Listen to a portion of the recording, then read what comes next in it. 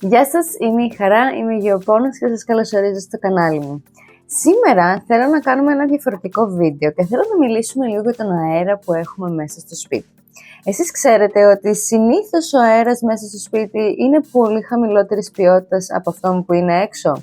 Επίσης ξέρετε ότι ένας τρόπος να έχουμε έτσι μια καλύτερη ατμόσφαιρα στο σπίτι μας είναι τα φυτά. Για αρχή να πούμε λίγο για κάποιες βασικές ουσίες οι οποίες λειτουργούν ως ρήπη μέσα στον χώρο μας. Έχουμε την φορμαλδεΐδη, το ξυλόλιο, το βενζόλιο, το TCE και την αμμονία. Αυτά τα 5 είναι οι βασικοί ρήποι που υπάρχουν μέσα σε κλειστούς χώρους. Συνήθως οι πηγές αυτών των ουσιών είναι τα χρώματα, τα βερνίκια, οι κόλλες, τα έπιπλα, τα χαλιά και βασικό επίσης είναι το τσιγάρο, το φαντάζομαι το καταλαβαίνουμε αυτό, όπως και το τζάκι. Το ξυλόλιο βέβαια έχει ως πηγή τους εκτυπωτές και τα φωτοτυπικά, οπότε είναι πιο αυξημένο στην ατμόσφαιρα των γραφείων, όπως επίσης και στο γκαράζ, διότι δημιουργείται από τα καυσαέρια συνήθως των αυτοκινήτων. Η αμμονία επίσης μπορεί να προέρχεται από λιπάσματα τα οποία χρησιμοποιούμε μέσα στο σπίτι, κάτι το οποίο καλό θα ήταν μερικές φορές να το προσέχουμε. Όπως επίσης πηγές αυτών των ουσιών είναι διάφορα απορρυπαντικά που χρησιμοποιούμε για τον καθαρισμό της κουζίνας ή του μπάνιου, όπως επίσης και διάφορα σπρέι και αρωματικά χώρο που προσωπικά εγώ τα απεχθάνομαι πλήρως. Αλλά όπως βλέπετε έχουμε διάφορες πηγές όλων αυτών των πραγμάτων και δεν είναι μόνο αυτές οι 5 ουσίες, υπάρχουν και άλλες. Οπότε συνέχεια ας πούμε ότι η ατμόσφαιρα του σπιτιού μας δέχεται πιέσεις, έτσι ώστε να γίνει κακή, να μην έχουμε καλή ποιότητα αέρα μέσα στο σπίτι. Οι επιπτώσεις τώρα που υπάρχουν, που δημιουργούνται σε εμάς από αυτές τις ουσίες είναι ναυτία, εμετός, ζάλι, μικρανίες, πονοκέφαλος, ερεθισμός στα μάτια, στο δέρμα και επίσης πέρα από αυτά τα οποία γίνονται σε εμάς και φαντάζομαι καταλαβαίνετε και στα παιδιά μας και μπορεί και στα κατοικίδια, έχουμε αυξημένη σκόνη μέσα στο χώρο, έχουμε μείωση της υγρασίας, ίσως να έχουμε κακές οσμές και επίσης συνήθως έρχεται και μια κακή ποιότητα ύπνου, όπως επίσης και αύξηση σε αλλεργίες, άσθμα κτλ. Τώρα να δούμε λίγο ποια φυτά μπορούν να συμβάλλουν αρκετά στο να έχουμε μια καλύτερη ατμόσφαιρα μέσα στο σπίτι. Θεωρητικά όλα τα φυτά συμβάλλουν σε αυτό, διότι γνωρίζουμε, που δεν το έχουμε πει ακόμα στο κανάλι, αλλά γνωρίζουμε ότι μέσω της διαδικασίας της φωτοσύνθεσης τα φυτά δεσμεύουν το διοξείδιο του άνθρακα και αποδεσμεύουν οξυγόνο, το οποίο το χρειαζόμαστε. Οπότε, θεωρητικά όλα τα φυτά βοηθούν μέσα σε κλειστούς χώρους.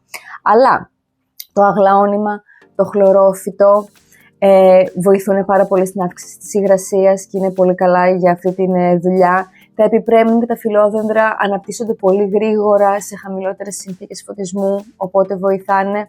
Οι ριζωματώδεις δράκενες, πρώην σανσιβιέριες, όπως και η αλοεβέρα, είναι φυτά τα οποία μας δίνουν οξυγόνο τη νύχτα, οπότε φτιάχνουν τον αέρα μας τη νύχτα. Και επίσης οι φύκοι είναι φυτά τα οποία μεγαλώνουν αρκετά γρήγορα, βέβαια χρειάζονται πιο υψηλή φωτεινότητα. Οπότε υπάρχουν κάποια φυτά που έχουμε δει με διάφορες έρευνες ότι κάνουν καλύτερη δουλειά, αλλά θεωρητικά όλα μπορούν να βοηθήσουν. Θεωρητικά ξέρουμε περίπου ότι 15 με 20 φυτά μεσαίου μεγέθους μπορούν να καλυτερεύσουν την ατμόσφαιρα περίπου 120 τετραγωνικών μέτρων. Θα το συζητήσουμε αυτό και λίγο αργότερα. Αλλά τα φυτά μπορούν να βοηθήσουν με διάφορους τρόπους σε όλη αυτή τη διαδικασία. Πέρα δηλαδή από την δέσμευση του διοξειδίου του άνθρακα και την αποδέσμευση του οξυγόνου, τα φυτά έχουν την ικανότητα να χρησιμοποιούν κάποιους ρήπους. Για παράδειγμα, η φορμαλδεΐδη διασπάται σε οξικό οξύ και σε σάκχαρα, τα οποία κανονικά συμβάλλουν στην ανάπτυξη του φυτού. Τα επιπρέμνουμ έχουν την ικανότητα με τις ρίζες τους να δεσμεύουν τις τοξίνες από το νερό με τα οποία τα ποτίζουμε. Ωραίο αυτό. Ή ας πούμε οι ριζωματώδεις δράκενες και τα φυλλόνευρα έχουν την ικανότητα να δεσμεύουν βαρέα μέταλλα και ρήπους, το οποίο επίσης είναι πάρα πολύ σημαντικό. Επίσης υπάρχουν φυτά τα οποία αυξάνουν αρκετά την υγρασία του χώρου. Και όταν έχουμε καλά επίπεδα υγρασίας μέσα σε κλειστούς χώρους, τότε έχουμε λιγότερη σκόνη και λιγότερα αλλεργιογόνα, όπου και αυτό είναι πάρα πολύ σημαντικό. Αλλά, γιατί εδώ πέρα φτάνουμε στο αλλά. Όσα φυτά και να έχετε μέσα στο σπίτι, δεν φτάνουν. Συγκεκριμένα για το θέμα του διοξιδίου και του οξυγόνου, δηλαδή για το οξυγόνο για το οποίο χρειαζόμαστε εμείς να αναπνέουμε κάθε μέρα, όσο φυτά και να έχετε, δεν μπορούν να σας παρέχουν το οξυγόνο το οποίο χρειάζεστε για την ημέρα σας. Όπως επίσης, που αυτό είναι με τις μεγαλύτερες βλακίες που έχω ακούσει ποτέ, δεν θα σας σκοτώσουν τα φυτά το βράδυ που κοιμάστε παίρνοντάς σας το οξυγόνο. Κυριολεκτικά, ο σύντροφός σας που κοιμάται δίπλα σας τρώει περισσότερο οξυγόνο από όλα αυτά τα φυτά που μπορεί να έχετε μέσα στο σπίτι.